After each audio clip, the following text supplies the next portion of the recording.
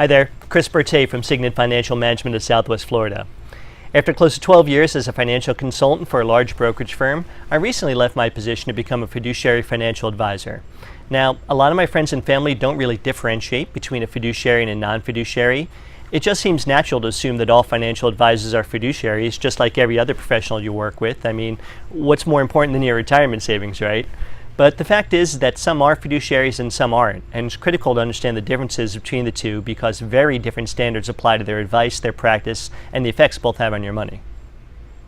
First, a fiduciary has a legal and ethical obligation to put your interests first. It's the highest standard for financial advisors and requires us to put our clients' best interest ahead of our own profit.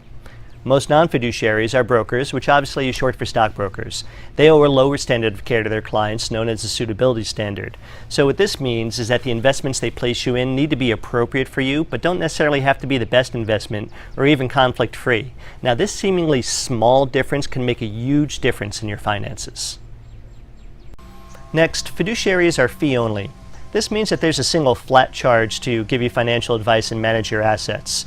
That charge is typically based on the amount of money that they're managing. This helps reduce the conflict of interest inherent in the financial advice they give and what type of investments they place you in. Non-fiduciaries typically don't manage money or have control over your assets. They're fee-based. Fee-based means that their own compensation motivates them.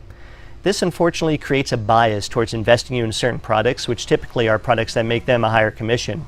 Some will even put you in investment products that you don't need or may even be bad for your portfolio. Insurance is a great example of this. Insurance and annuity salesmen will make a higher commission based on what type of product and how much of it you buy. Insurance agents can't be fiduciaries. Now, there's no doubt that most commission-based agents and brokers are sincere, hardworking people trying to do the best thing for their clients. This unfortunately doesn't change the fact that they're limited with what investments they can offer, which are typically defined by the brokerage they work for, or that their pay is based on what and how much they sell. This was the motivation for my partner Jason and I to become fiduciary financial advisors. We don't sell insurance. We're not obligated to put you in any particular product, and we're not restricted with the investments we can offer. Instead, we take a holistic approach to your financial estate, and we try to do what is right for you and your family. Our clients stay with us because they know that beyond our legal obligation, we truly have their best interests at heart.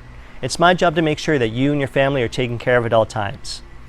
Is your advisor a fiduciary? Are they looking out for the best interests of you and your family? I truly hope so. If you'd like to have a quick conversation with a fiduciary, though, to review your situation, I put a link to my calendar below this video. Feel free to select a time that's convenient for you, and we can spend a few minutes together just chatting. There's no obligation and absolutely no pressure. Thanks for listening. I hope to talk to you soon. Take care.